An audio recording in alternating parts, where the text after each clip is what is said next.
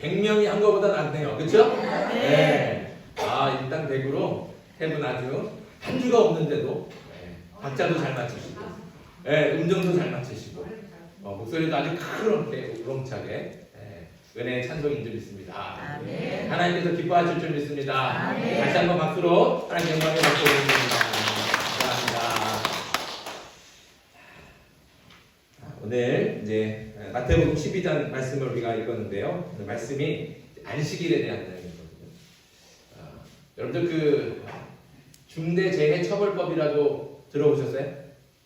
네, 중대재해처벌법. 이게 작년 1월부터 시행된 법입니다. 이 법이 뭐냐면 사업장에서 일하는 모든 사람들의 안전, 그 안전을 확보하도록 경영 책임자에게 의무를 부과하는 법이에요. 쉽게 말하면 산업재해가 났을 때 누가 다치거나 크게 다치거나, 그러니까 이게 중대재해잖아요. 그러니까 사람이 죽거나 아니면 좀 크게 다치거나 이렇게 중대재해가 났을 때 그 책임을 경영 책임자에게까지 묻는다는 거예요. 그 책임자에게 책임을 물어 처벌할 수 있다는 법이 바로 이 법입니다. 이 법이 이제 작년 1월부터 시행이 됐습니다. 이 법을 왜 만들었겠습니까? 이게 공장이나 산업 현장에서 근로자가 죽거나 다치는 일이 너무 빈번하게 발생하는 거예요. 그게 이제 분명히 그러면 그 다음에는 고쳐지고 다시는 그런 사고가 나타나지 말아야 되는데 계속해서 반복이 되고 고쳐지지 않고 우리 광주에서도 아파트 현장에서 철거하다가 아파트가 무너져가고 엄한 지나가던 시민들이 버스 탄 사람들이 그 많은 사람들이 그 dom에 깔려서 죽지 않아요. 왜 그랬습니까? 안전 관리를 소홀했기 때문에. 그러니까 그런 중대 재해가 났을 때 그 책임을 경영 책임자한테 물을 수 있는 거예요. 그러니까 이제 그런 사고가 뭐 덜 하겠다는 게 아니라 뭐예요? 사고가 나지 않게 안전하게 하자. 그래서 이제 그런 법을 만든 것이죠. 이게 법의 내용 보는 대로 아까 경영 책임자에게 그 책임을 묻는다고 했잖아요. 처벌할 수 있다. 그 경영 책임자가 누구냐? 저 위로 올라가면 그 기업의 오너, 회장도 될 수 있는 거예요. 뭐 현대건설, 그럼 현대건설 회장, 그 대표이사 여기까지도 처벌을 할 수 있게 되는 겁니다. 자, 그러면 어떻게 될까요? 그룹 총수가 처벌을 받을 수 있으니까 그 저기 뭐 사업 현장에서 누가 잘못해서 죽으면 그 회장이 감옥 가는 거잖아요. 그러니까 야, 너희 신경 써. 회장이 지시하지 않겠습니까? 그러니까 회장이 좀 더 신경 써서 지시하고 명령을 내릴 거예요. 그러면 현장에서는 회장이 명령하는데 어떻게 안 지키겠어요? 그렇죠? 그러니까 그러면 자연스럽게 안전관리나 또 안전시설들이 잘 설치가 되고 관리가 되겠죠. 그러면 자연스럽게 사망사고나 사건이나 사고가 생기지 않는다는 겁니다. 자, 그렇게 해서 현장을 또 공장을 안전하게 만들자 이런 취지로 법을 만든 거예요. 그런데 이게 작년 시행이 되자마자 정부와 재계가 꼼수를 부리기 시작했습니다. 분명히 법에는 최고 경영 책임자 여기까지 처벌할 수 있다 이렇게 되어 있는데 법에서 말하는 경영 책임자는 아까 말씀드린 대로 그 회사의 대표이사, 회장 이런 사람들이에요. 그런데 갑자기 거기에다가 경영 책임자를 현장 책임에 한정시키는 그런 시행령을 끼워놓고 말았습니다. 결국 법이 시행된 이후에 1년 동안 산업재해로 목숨을 잃은 노동자가 이전보다 늘어났어요. 그래서 작년 한 해 동안 그렇게 산업 현장에서 목숨을 잃은 사람, 안타깝게 죽은 사람이 무려 600명이 넘는다고 해요. 그러면 그렇게 처벌을 했으니까 이 법이 새로워졌으니까 누군가는 처벌을 받아야 되지 않겠습니까? 근데 처벌받은 사람은 한 사람. 실제로 통계를 다시 보니까 한 해 동안, 작년 한 해 동안 중대재해법, 그러니까 말하는 중대재해처벌법, 이 법에 적용이 되는 그런 사고가 299건이 발생했다고 해요. 그런데 이 법에 따라서 검찰이나 이렇게 조사를 할 수 있는 거예요. 그러니까 그런 경영 책임자가 과실이 있는지 조사를 해야 되잖아요. 그런데 그 299건 중에서 단 34건만 검찰에 송치가 된 거예요. 그리고 34건 중에서도 11개 사건만 기소가 됐어요. 그리고 됐지만 기소가 됐다고 해서 다 재판이 되는 게 아니에요. 재판에 올라간 거는 얼마나 될까요? 한 건도 없어요. 한 건. 재판에 올라가지도 못한 거예요. 재판 판정에서 이게 옳으냐 그냥 싸우지도 못한 거예요. 다 그냥 기소유예로 다 내버려요.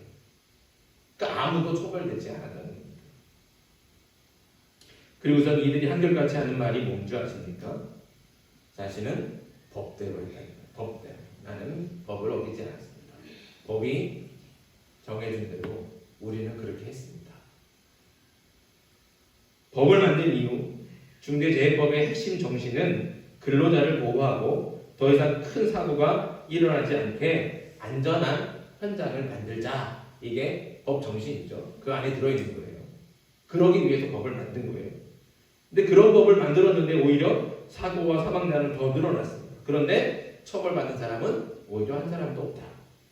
이런 법을 만들 필요가 뭐가 있겠습니까?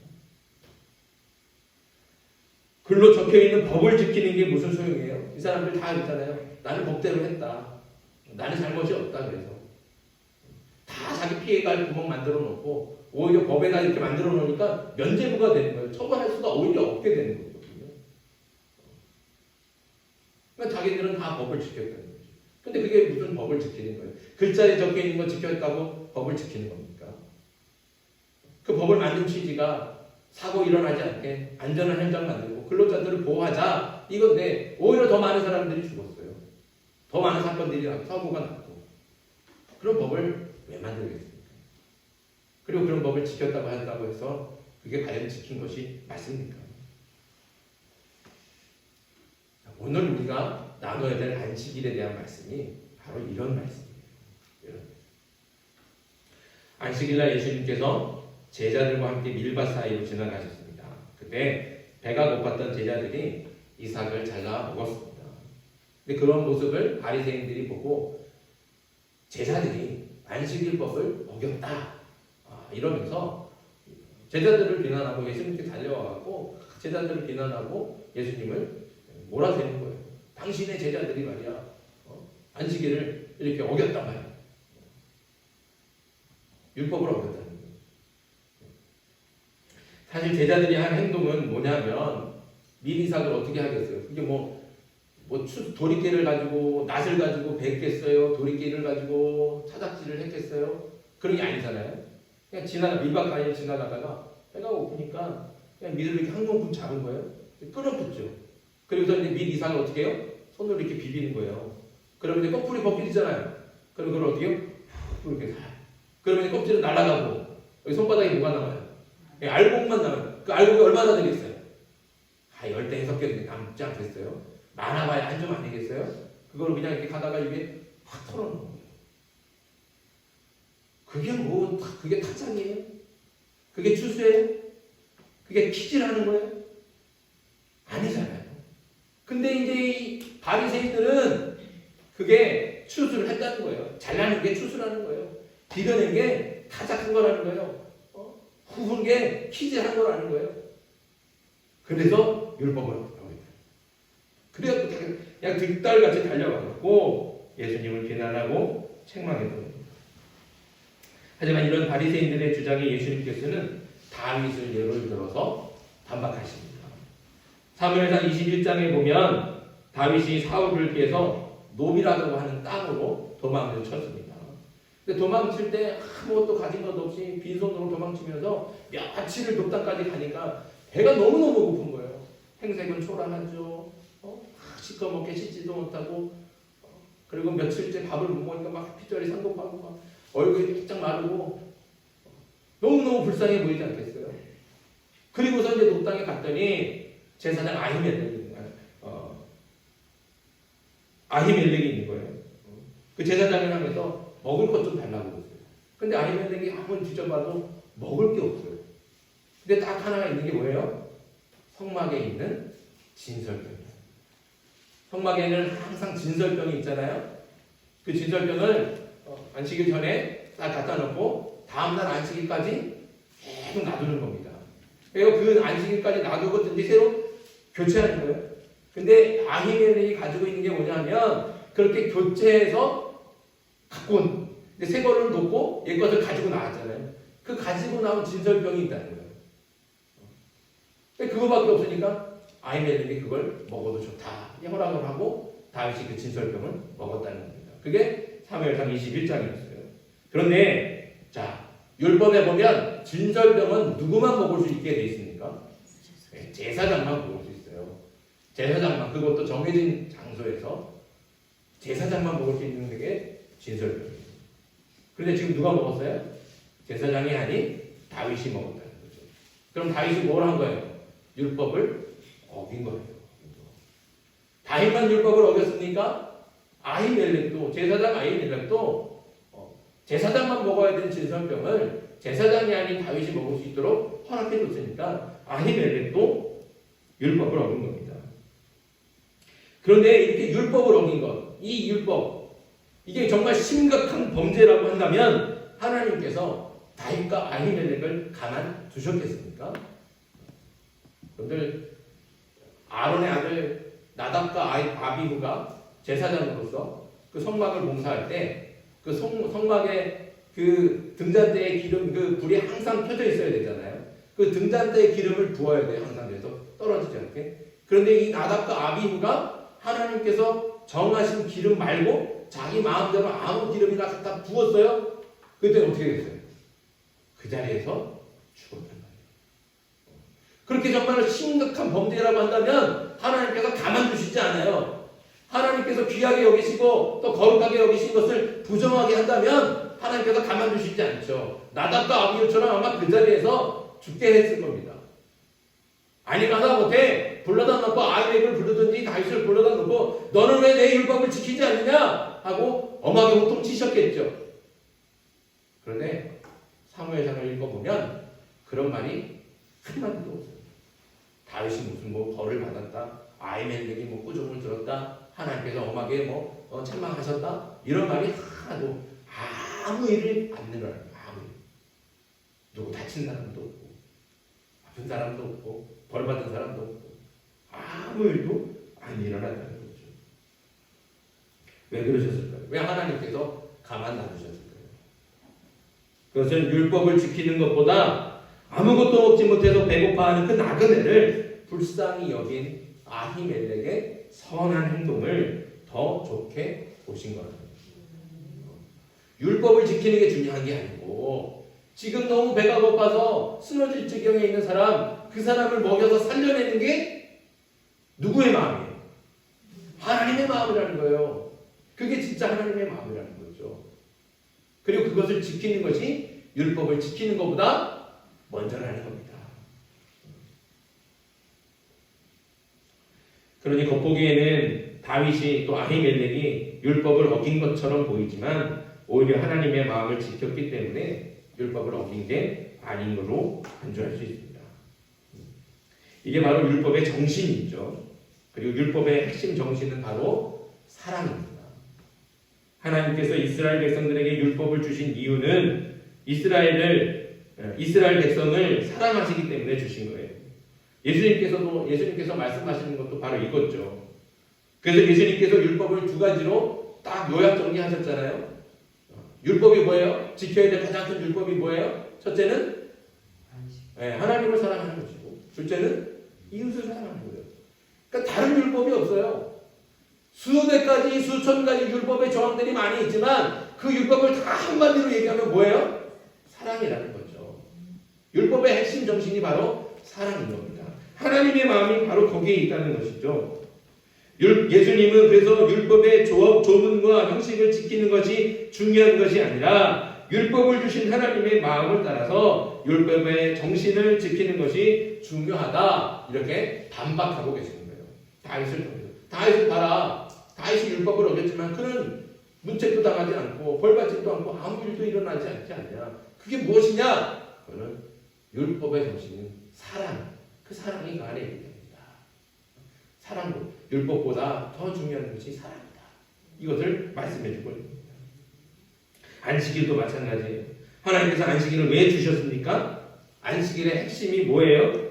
안식일은 모든 사람, 주인이나 종이나 나그네나 품꾼이나 심지어 그 집에 있는 가축까지도 모두 다 쉬는 거예요.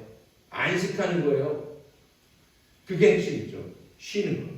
안식하고 쉬면서 온 세상을 창조하시고 그렇게 기뻐하셨던 하나님의 기쁨을 함께 누리게 하는 거예요. 하나님의 기쁨을 함께 누리는 거. 그게 안식일의 이유입니다. 안식일이 있는 이유.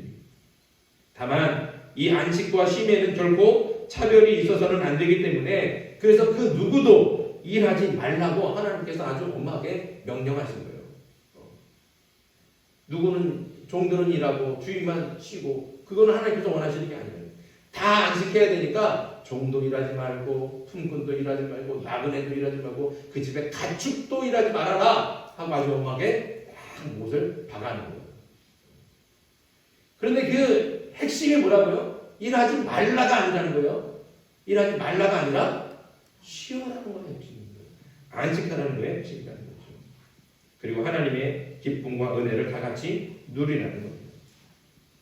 이스라엘 백성을 사랑하시는 하나님께서는 그래서 안식일에 병으로 고통하며 신음하기보다는 안식일에 병이 나아서 참된 안식과 쉼을 누리는 것이 하나님께서 기뻐하시는 일이라는 거죠. 진짜 안식을 하려면 병이 나아야 되는 거예요. 병 아파하는데 안식일이라고 안식이 되겠습니까? 그러니까 병자에게는 진짜 안식이 뭐예요?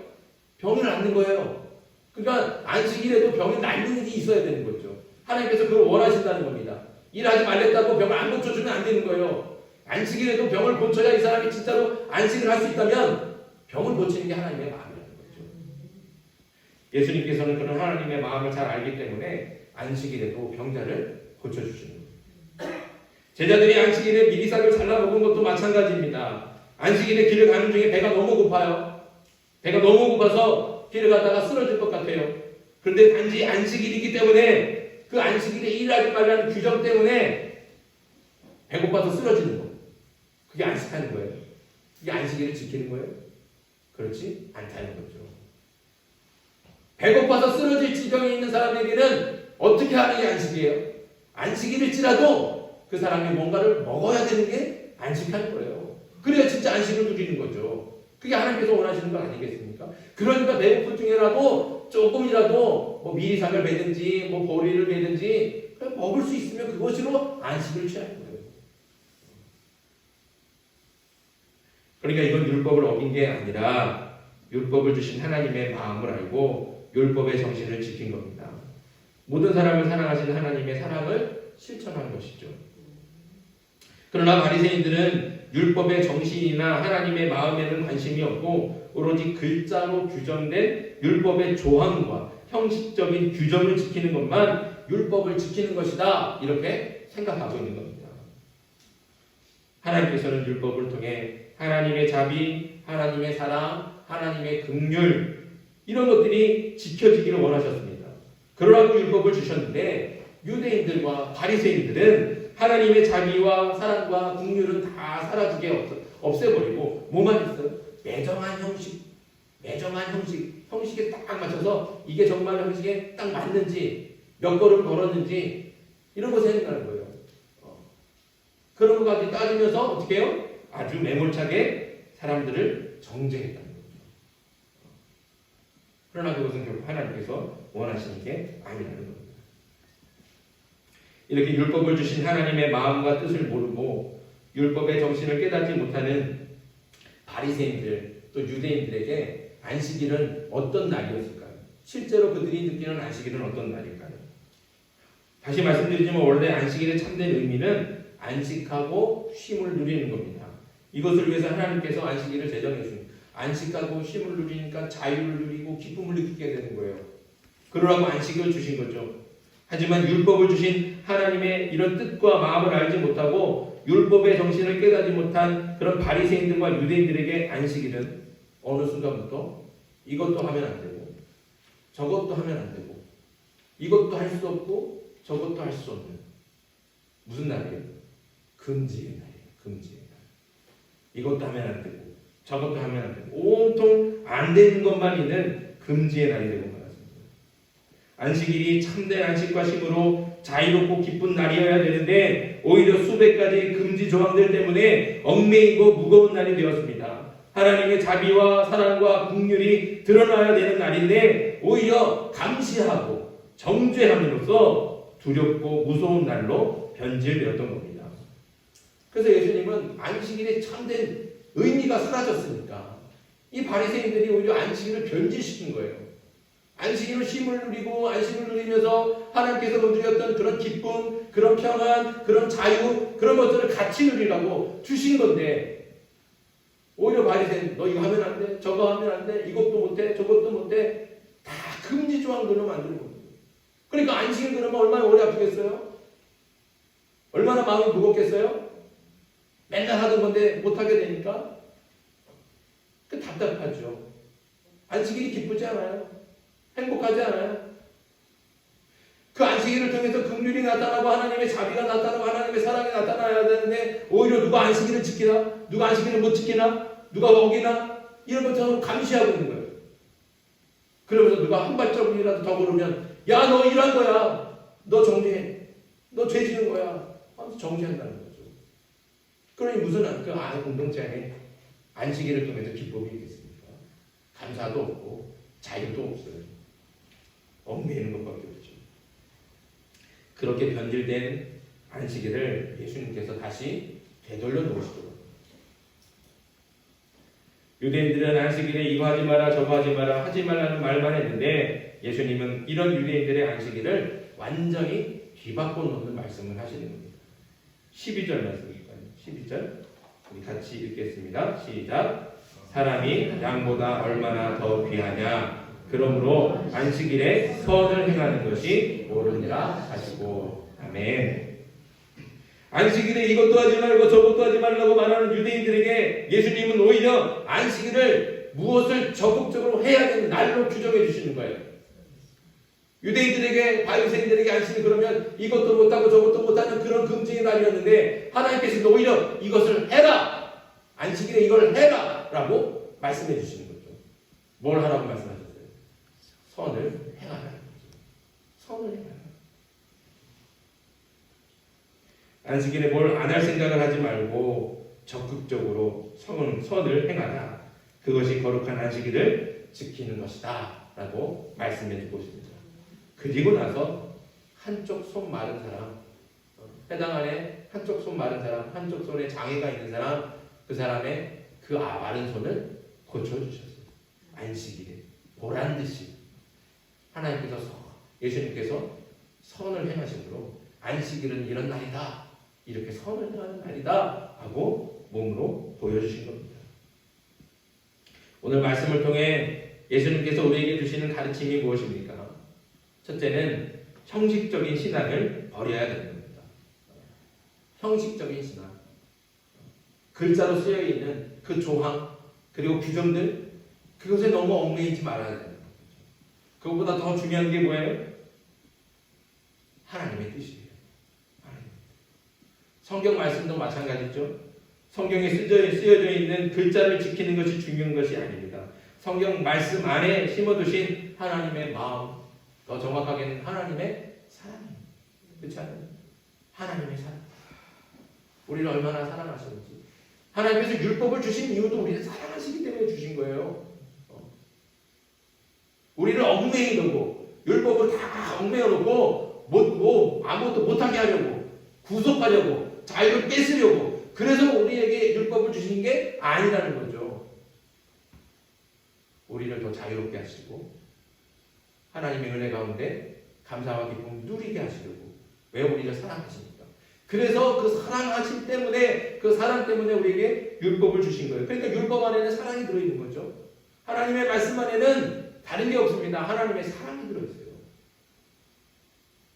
그러니까 하나님 말씀 안에 있는 사랑을 찾아내고 발견하고 그 사랑을 내 몸으로 실천하는 것이 중요하지. 그 글자에 적혀 있으니 이대로 해야 돼. 금식하라고 그랬으니까 금식해야지. 이게 중요하지 않아요. 너 왜 금식 안 해? 따지지 않아도 된다는 거예요.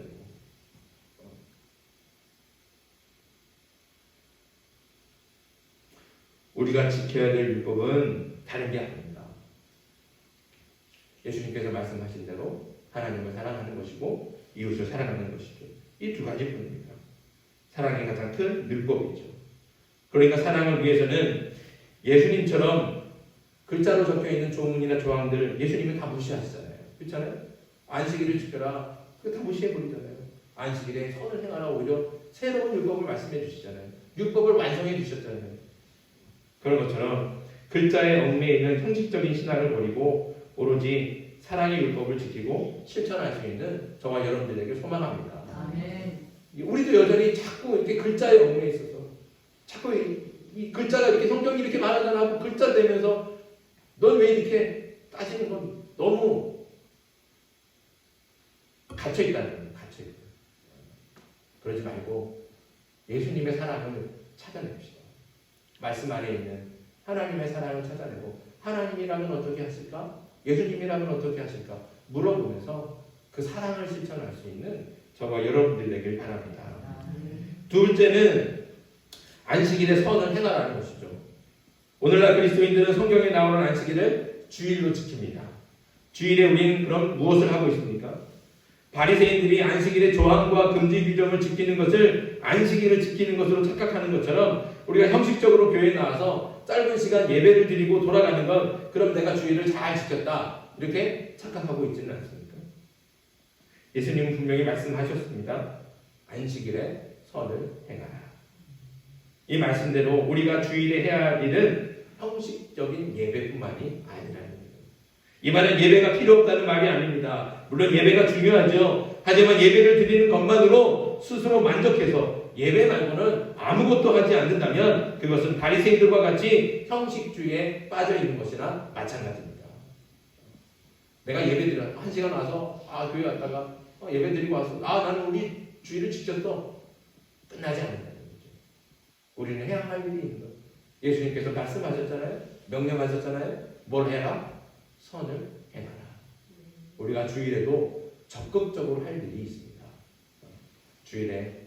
주일뿐만 아니라 이건 주일만 선을 행하라는 게 아니잖아요. 사실 그렇죠? 네. 모든 날이 거룩한 날이에요. 그러니 어떻게 해요?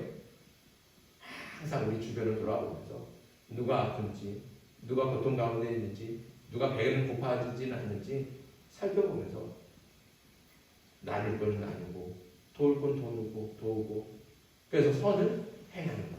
이것이 우리가 거룩한 주의를 지키는 하나님의 자녀의 모습의 또 본분이 될 줄 믿습니다. 저와 여러분들이 이렇게 적극적으로 선을 행하는 그런 저와 여러분들에게 소망합니다. 예수님의 말씀을 따라서 주일에 더 적극적으로 선을 행함으로 주일을 거룩하게 지키는 저와 여러분들에게 주님의 이름으로 축복합니다. 이 시간 우리에게 주신 말씀 기억하면서 우리 같이 잠깐 기도하겠습니다. 기도할 때 하나님 형식적인 신앙을 버리게 해주시옵소서. 그 말씀 안에 있는 하나님의 마음과 하나님의 뜻을 발견하게 해주시고 조문에 그 글자로 적혀있는 것이 아니라 하나님의 사랑을 실천하는 그런 신앙이 되게 해주시옵소서. 또한 주일에 선을 행함으로 더 적극적으로 주일을 거룩하게 지키는 하나님의 자녀들 되게 해주시옵소서. 이 기도 제목 가지고 주님을 부르고 함께 기도하겠습니다.